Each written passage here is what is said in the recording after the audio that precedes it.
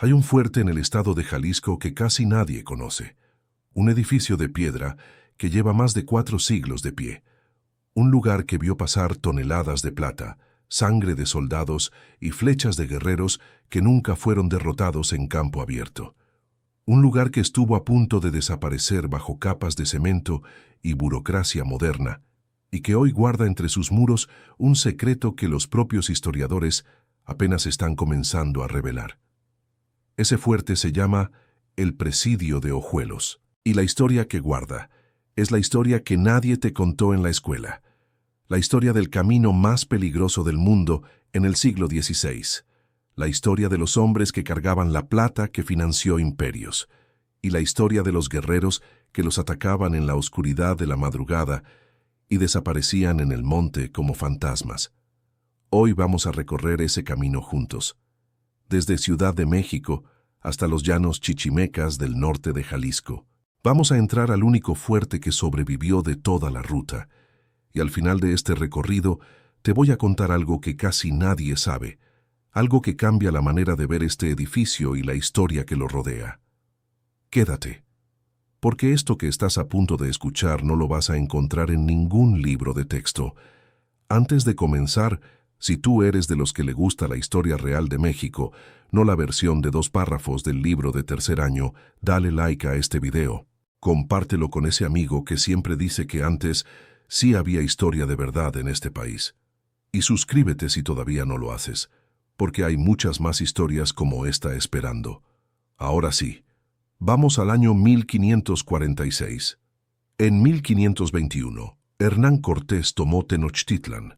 El mundo entero lo supo, pero lo que muy pocos saben es que esa conquista, la más famosa de la historia, fue apenas el principio, porque al norte de Tenochtitlan había un territorio que ni los propios mexicas habían podido dominar, una tierra que los aztecas nombraban con cierto temor, la tierra de los chichimecas, una tierra de hombres que no cultivaban maíz, que no construían pirámides, que no tenían ciudades que quemar ni templos que destruir, y que precisamente por eso eran imposibles de vencer con los métodos que los españoles habían usado en el centro de México.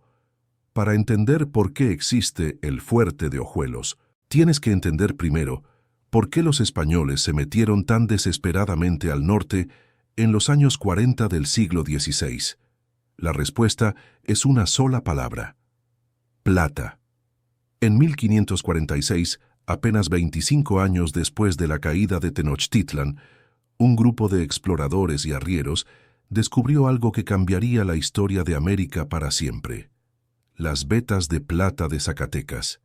No era cualquier plata. Las fuentes de Lina describen estas minas como las más ricas encontradas hasta entonces en el continente americano. El metal era tan abundante, tan puro y tan accesible que en pocos años la región de Zacatecas se convirtió en el corazón económico del Imperio Español en el Nuevo Mundo. Sin la plata zacatecana, la historia de Europa en los siglos XVI y XVII habría sido completamente diferente. Esa plata financió guerras en el Mediterráneo, pagó flotas enteras, llegó hasta las mesas de los reyes y los banqueros de Sevilla, Génova y Amberes. Pero antes de llegar a ninguno de esos lugares, tenía que bajar por un camino de 2.600 kilómetros, el camino más largo, más peligroso y más importante de toda América en el siglo XVI, el camino real de tierra adentro. Para que te des una idea de la distancia, es aproximadamente lo que hay entre Ciudad de México y Los Ángeles, California. Pero en el siglo XVI no había carreteras, no había gasolineras, no había teléfono, no había nada. Solo tierra seca, monte espinoso, ríos que en temporada de lluvias se volvían imposibles de cruzar y guerreros que te podían matar en cualquier recodo del camino.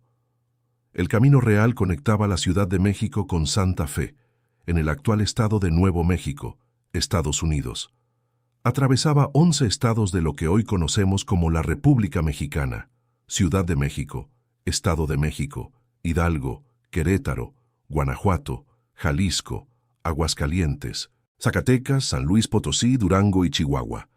Por esa ruta no solo viajaba la plata, Por ahí circulaban también mercurio importado de Europa, necesario para el proceso de purificación del mineral, herramientas, alimentos, ropa, animales de carga, soldados, misioneros, comerciantes, aventureros y ladrones. Muchos ladrones. Pero los peores enemigos del camino no eran los ladrones comunes, eran los señores de esas tierras, los que nunca pidieron permiso para vivir ahí, los que llevaban siglos habitando esos llanos antes de que llegara cualquier español, y que no tenían ninguna intención de dejar pasar a nadie sin pelear. Imagina que eres arriero en el año 1560. Llevas una recua de 20 mulas cargadas de herramientas y víveres para las minas de Zacatecas. Son las 4 de la mañana. El amanecer apenas pinta de rosa el horizonte sobre los cerros pelados del Bajío. No hay sonido, solo el rumor sordo de las pezuñas de las mulas sobre la tierra polvorosa. Y de pronto, silencio absoluto. Las mulas se tensan. Si llevas suficiente tiempo en este camino, ya sabes lo que ese silencio significa. Los guachichiles atacaban así, desde las sombras, en el momento más vulnerable del amanecer o del crepúsculo, en los lugares donde los caballos no podían moverse rápido. Arroyos, veredas angostas entre cerros, pasos obligados. Y desaparecían en el monte antes de que los soldados escolta pudieran reorganizarse. ¿Quiénes eran los guachichiles? Hay que entender esto bien, porque la historia oficial los pintó durante mucho tiempo como salvajes sin más. Y eso no hace justicia a lo que realmente fueron. Los guachichiles eran uno de los grupos más numerosos y aguerridos de la Gran Confederación Chichimeca, una red de naciones indígenas nómadas y seminómadas que habitaban el vasto territorio al norte del Bajío. Sus vecinos y aliados eran los zacatecos, los pames, los guamares y los caxcanes. El nombre Chichimeca era en realidad un término genérico y peyorativo que los mexicas usaban para todos los pueblos del norte que no cultivaban la tierra de manera sedentaria. Venía a significar algo parecido a perros del monte, un insulto que los conquistadores españoles adoptaron sin mayores reflexiones, pero la realidad era mucho más compleja. Estos grupos conocían su territorio mejor que nadie. Sabían dónde había agua en plena sequía, qué plantas eran comestibles en el monte, cómo orientarse en noches sin luna. Eran arqueros extraordinarios que usaban arcos hechos de madera con tendones de animales, casi tan altos como ellos mismos. Y sus tácticas de guerra de guerrillas eran tan efectivas que los cronistas del siglo XVI simplemente no encontraban referencia para compararlas. La guerra chichimeca comenzó oficialmente alrededor de 1550, apenas 4 años después del descubrimiento de las minas de Zacatecas. La chispa fue precisamente eso, la invasión española de sus territorios en busca de plata. Durante décadas, los chichimecas habían tenido poco contacto con el mundo mesoamericano del sur. De pronto, en muy pocos años, cientos de españoles y sus aliados indígenas comenzaron a construir minas, caminos y asentamientos en sus tierras. Los chichimecas respondieron de la única manera que sabían: resistencia total. Durante 50 años, de 1550 a 1600, el Imperio Español, la potencia militar más poderosa del mundo occidental en ese momento, no pudo someter militarmente a estos pueblos del norte. No es exageración. La historiografía reconoce la guerra chichimeca como el conflicto militar más largo y costoso que enfrentó el Imperio Español en América. 50 años, una generación completa. Para entender la magnitud de esto, Hernán Cortés tomó el Imperio Mexica, con millones de habitantes, ejércitos profesionales y ciudades monumentales, en aproximadamente 2 años. Los chichimecas, con mucho menos en términos de recursos materiales, resistieron 25 veces más tiempo. La respuesta está en su modo de vida. Los españoles tenían un modelo de conquista que funcionaba perfectamente con pueblos sedentarios. Tomaban la capital, capturaban o mataban al líder principal, destruían los centros religiosos y políticos y la red de poder se derrumbaba. Pero con los chichimecas, esa estrategia simplemente no funcionaba. No había capital que tomar, No había templo central que quemar. No había granero que confiscar. Si un grupo era atacado, se dispersaba en el monte y reaparecía meses después en otro punto del territorio, listo para seguir peleando. Y además los chichimecas no peleaban para morir heroicamente en batallas épicas, peleaban para vivir, atacaban cuando tenían ventaja táctica, se retiraban cuando no la tenían. No había honor militar que defender cayendo ante fuerzas superiores. Había territorio que proteger, familias que alimentar y una lógica de guerra completamente diferente a la europea. Uno de los líderes más temidos de este periodo fue Maxorro, también registrado como Mascorro en algunos documentos coloniales. Fue jefe de los Guachichiles y protagonizó algunos de los ataques más devastadores sobre las caravanas que transitaban la Ruta de la Plata en la zona de los llanos de los Chichimecas, el territorio que hoy abarca partes de Jalisco, Aguascalientes y Zacatecas. Fue precisamente la amenaza de Maxorro y líderes como él la que finalmente convenció al virrey de la Nueva España de que el camino necesitaba una protección permanente, organizada y estructural. No podían seguir perdiendo recuas enteras, soldados escolta y toneladas de plata en cada temporada. Algo tenía que cambiar. Hay una pregunta que uno se hace cuando estudia la historia del camino real de tierra adentro. Si la ruta entera medía 2.600 kilómetros, ¿por qué había un tramo en particular que era considerado el más peligroso de todos? La respuesta tiene que ver con geografía, con política y con la lógica brutal de la guerra de guerrillas. El tramo que más problemas daba era el que iba entre la Villa Protectora de San Miguel, hoy San Miguel de Allende, y Zacatecas. Aproximadamente 300 kilómetros de tierra semiplana, abierta, con poca vegetación que diera cobertura a los soldados escolta, y con abundantes mezquitales y barrancos, desde donde los guachichiles podían lanzar emboscadas y desaparecer en minutos. Ese era el corazón del territorio que llamaban los llanos de los Chichimecas, y en el centro exacto de ese tramo había un punto donde el camino se volvía especialmente vulnerable. Ese punto se llamaba Los Ojuelos. El término ojuelos es diminutivo de ojos y hacía referencia a los pequeños manantiales, ojos de agua, que brotaban en esa zona del semidesierto jalisciense. En un territorio donde el agua era un recurso escasísimo, esos manantiales no eran solo una comodidad, eran una necesidad absoluta para cualquier caravana que cruzara la región. Los arrieros con sus recuas de mulas, los soldados escolta con sus caballos, los viajeros civiles. Todos necesitaban agua antes y después de cruzar el tramo más árido, lo cual significaba que en esos ojuelos siempre había gente parada, descansando, vulnerable.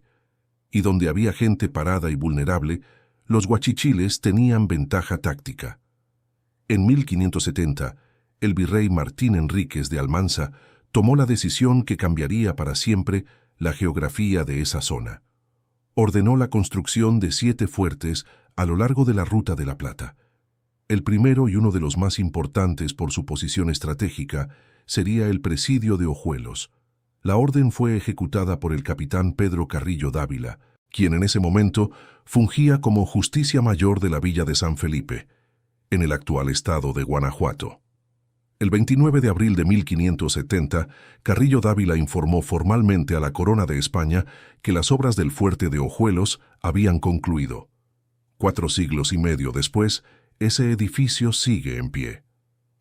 ¿Cómo era el fuerte de Ojuelos en sus primeros años? La documentación que existe es bastante precisa. El presidio era una estructura cuadrangular con muros de piedra volcánica, el mismo material disponible en la región, y argamasa. En el centro había un patio empedrado que servía como corral para los animales de carga, las mulas, los caballos, el ganado que acompañaba a las caravanas. El patio tenía una única puerta de acceso desde el exterior, lo que convertía a todo el conjunto en un espacio prácticamente impenetrable para quien intentara entrar a la fuerza. Los corredores que rodeaban el patio central estaban articulados por arquerías, arcos de piedra que protegían a los defensores de las intemperies del semidesierto. En esas crujías se distribuían los espacios de habitación para los soldados, las áreas de almacenamiento de víveres, las trojes donde se guardaban granos y provisiones, y las posadas donde los viajeros podían descansar bajo techo con cierto nivel de seguridad. En los contrafuertes exteriores, los soportes que reforzaban los muros desde afuera, los restauradores que trabajaron en el edificio en años recientes descubrieron algo inesperado: diseños barrocos elaborados con la técnica del rajueleado, pequeñas piedras de diferentes colores incrustadas sobre el mortero fresco para crear patrones decorativos. Un detalle de delicadeza estética en un edificio diseñado esencialmente para la guerra. Pero el fuerte no era solo un cuartel militar. Esta es una parte de la historia que generalmente se pierde en los relatos convencionales. El presidio funcionaba como un nodo complejo de servicios en medio del desierto. Había soldados, sí, había armas y municiones, pero también había posadas donde los viajeros podían comer y dormir. Había un punto de agua, había un punto de cambio de mulas, porque las recuas que venían de Ciudad de México llegaban al límite de su resistencia precisamente en este tramo del camino. Una jornada del Camino Real equivalía aproximadamente a 27 kilómetros. Así lo documentaron los especialistas de Lina. Y a esa distancia, más o menos, había siempre algún punto de descanso, abastecimiento o protección. Ojuelos era el punto más estratégico de todo el tramo norte. No llegabas a Ojuelos si podías evitarlo, pero si ibas a Zacatecas no podías evitar Ojuelos. Detente un momento e imagina la escena. Es 1575, 5 años después de que el fuerte fue construido. Una caravana llega de noche al presidio de Ojuelos. 20 mulas, 6 soldados escolta, 3 arrieros. Un comerciante de Ciudad de México que lleva herramientas para las minas. Vienen de San Miguel. Han caminado desde el amanecer. Las mulas están al límite. A unos kilómetros antes de llegar al fuerte, oyeron algo en el monte. ¿Fueron los guachichiles espiando? ¿O fue solo el viento en los mezquites? No lo saben. Y es esa incertidumbre la que los tiene con los nervios destrozados. Cuando ven las antorchas en las torres del fuerte y la puerta de madera masiva que se abre para recibirlos, sienten algo que ninguna cantidad de dinero puede comprar. Sienten que van a sobrevivir esa noche. Ahora hablemos de las caravanas de plata, porque aquí hay detalles que la historia convencional casi nunca menciona y que para alguien que quiere entender lo que realmente pasaba en ese camino son absolutamente esenciales. Las grandes conductas de plata no viajaban con 2 mulas y 3 hombres. Viajaban con decenas de mulas, a veces más de 100, y un sistema de seguridad elaborado. Una vanguardia de soldados a caballo que iba adelante inspeccionando el camino. El núcleo de carga en el centro, con las mulas más cargadas y los arrieros más experimentados. Una retaguardia armada que cerraba la formación. Y en los tramos más peligrosos, patrullas laterales que barrían los cerros adyacentes. Las mulas de carga de plata llevaban cajones de cuero reforzado, lacrados con el sello de la Casa de Moneda y con el nombre del propietario del mineral. Cada carga era inventariada antes de partir y contada al llegar al destino. Si el número no cuadraba, había investigación formal. La diferencia entre lo que salía de las minas y lo que llegaba a Ciudad de México era un asunto de Estado. El mercurio que viajaba en sentido contrario, de Ciudad de México hacia las minas del norte, era igualmente valioso. El proceso de amalgamación que usaban para purificar la plata consumía enormes cantidades de azogue importado desde las minas de Almadén, en España.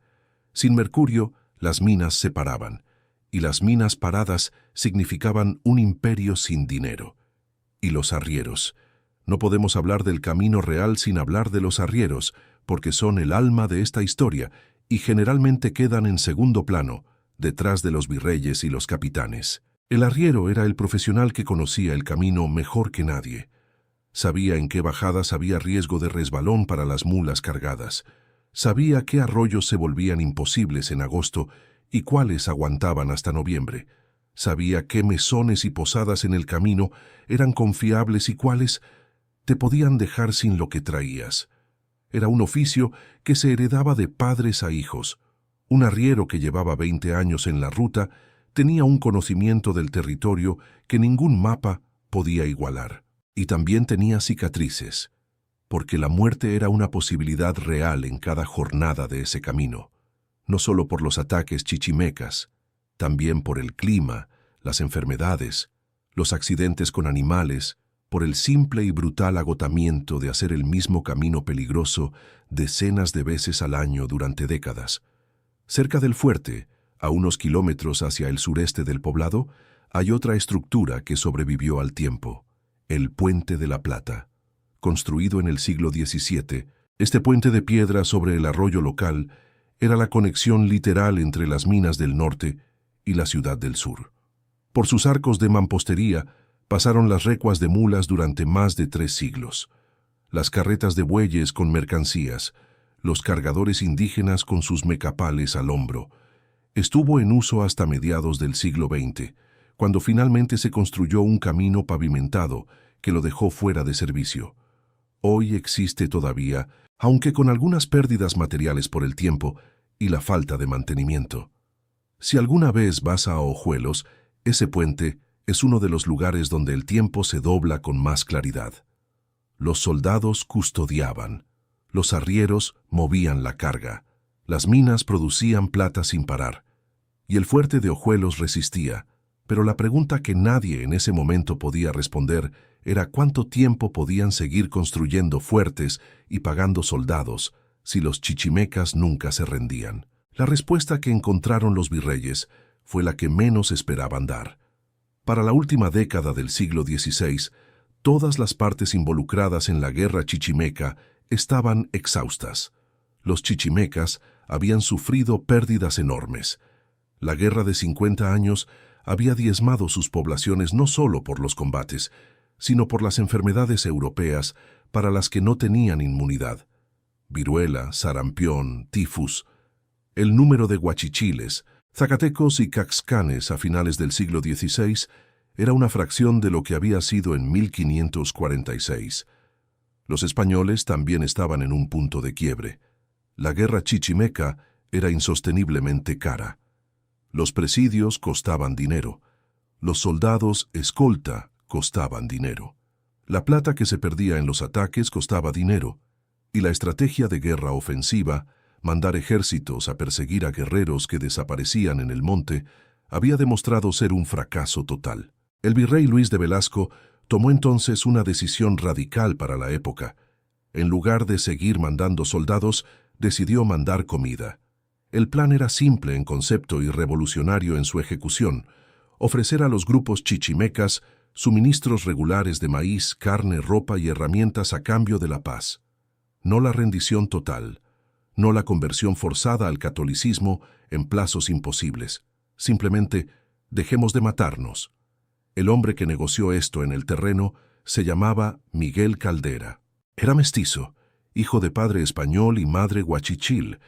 Conocía ambas culturas desde adentro, hablaba las lenguas, entendía las lógicas de honor y reciprocidad de los grupos chichimecas, y tenía credibilidad entre ellos porque era, literalmente, uno de los suyos por parte de madre. Hacia 1590, la paz se consolidó de manera gradual. No fue un tratado solemne firmado en una mesa, fue una serie de acuerdos locales, uno por uno, con diferentes líderes en diferentes zonas del territorio. Una paz construida pacientemente, comunidad por comunidad. Pero fue una paz real. Y con esa paz, el camino real de tierra adentro se transformó. No solo viajaba plata. Por el camino real circularon también ideas, arte, fe y gente. Las migraciones hacia el norte llevaron al septentrión los modos de vida y la cultura de españoles, tlaxcaltecas, tenochcas y tarascos. Las ciudades del norte que habían comenzado como campamentos mineros se convirtieron en urbes con catedrales, mercados y una vida cultural compleja. Un ejemplo documentado: el Niño de Plateros, una advocación muy querida por los mineros que partió desde el centro de México y llegó hasta Santa Fe, Nuevo México, donde todavía hoy tiene su capilla en la catedral. El camino real de tierra adentro no era solo un camino, era una civilización en movimiento. Y en el centro de todo eso el fuerte de Ojuelos seguía en pie. Con la paz, el presidio perdió su función militar primaria. Pero como ocurre siempre con los grandes edificios estratégicos, encontró nuevos usos. Se convirtió en punto de hospedaje, en espacio de almacenamiento, en referencia geográfica para los viajeros, y alrededor de sus muros, poco a poco, fue creciendo una comunidad, la que hoy conocemos como Ojuelos de Jalisco. El fuerte no solo custodió una ruta, creó un pueblo. El presidio sobrevivió la guerra, sobrevivió la paz, sobrevivió el fin del virreinato, la independencia, la reforma y la revolución. Pero en el siglo XX estuvo a punto de perderse de una manera que nadie en el siglo XVI habría podido imaginar. En 1977, el Ayuntamiento de Ojuelos de Jalisco compró el edificio del fuerte para usarlo como sede de la administración municipal. El objetivo era práctico y comprensible. El municipio necesitaba espacio para sus oficinas, pero la intervención que vino después fue, arquitectónicamente hablando, un desastre. Para adaptar el fuerte colonial a las necesidades de una presidencia municipal del siglo XX, se levantaron divisiones de tabique y cemento que partieron en dos las grandes naves originales. Se instalaron ventanas de aluminio en vanos que originalmente tenían proporciones barrocas. Las trojes, los graneros originales del presidio, fueron convertidas en bodegas, archivos y en algún momento incluso en taller para fabricar colchones. Hay una ironía cruel en eso. El mismo lugar donde los soldados del siglo XVI custodiaban los cargamentos de plata más valiosos del mundo, estaba sirviendo, 4 siglos después, para guardar papeles, escobas y colchonería. El punto de inflexión llegó en 2010, cuando la UNESCO declaró el Camino Real de Tierra Adentro Patrimonio Cultural de la Humanidad. 60 sitios a lo largo de la ruta recibieron ese reconocimiento. El fuerte de Ojuelos era uno de los más emblemáticos, el único presidio superviviente de toda la ruta. Con la declaratoria, llegaron las conversaciones entre el gobierno federal, el INAH y el Ayuntamiento de Ojuelos para restaurar el fuerte. No fue un proceso fácil ni rápido. Retirar los agregados modernos sin dañar la estructura histórica requería pericia, paciencia y recursos. Los trabajos se realizaron por fases a lo largo de varios años.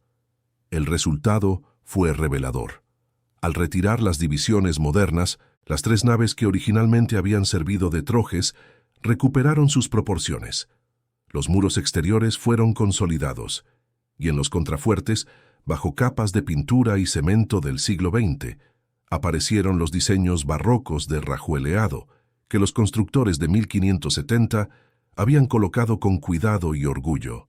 4 siglos y medio después del primer ataque Huachichil, la memoria del fuerte resurgió de debajo de la pintura. Hoy, el fuerte sigue siendo la sede del ayuntamiento municipal, una ironía histórica con la que tendremos que vivir por ahora. Pero también es espacio cultural y punto de visita para quien quiera entender la historia del Camino Real de Tierra Adentro. El templo de San José, frente al fuerte, forma parte del mismo conjunto patrimonial. La casa grande de la exhacienda de Ojuelos, el Parián, el antiguo mercado y el Puente de la Plata completan el panorama histórico que el visitante puede recorrer en un solo día. Y aquí viene la parte que prometí al inicio, el secreto que casi nadie conoce. En 2025, la revista Cuicuilco del INAH publicó un artículo académico que sacudió la historiografía local de Ojuelos. El autor analizó con documentos primarios, manuscritos coloniales, mapas y archivos recién localizados la narrativa fundacional del fuerte, y encontró algo perturbador.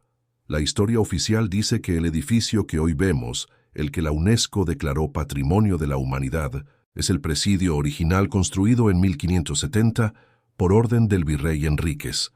El problema es que los documentos coloniales cuentan otra historia. El análisis apunta a que el edificio actual podría ser, en realidad, una construcción posterior, posiblemente de mediados del siglo XIX, edificada como trasquila de una hacienda, sobre el sitio o cerca del sitio donde el presidio original se levantó. Dicho de otra manera, El edificio de piedra que vemos hoy, con sus arcos y su patio empedrado, podría no ser el mismo que el capitán Pedro Carrillo Dávila terminó el 29 de abril de 1570. ¿Qué significa esto? Primero, no significa que el fuerte no tenga valor histórico. Sigue siendo una estructura de más de 150 años de antigüedad, en el mismo punto estratégico donde existió el presidio original.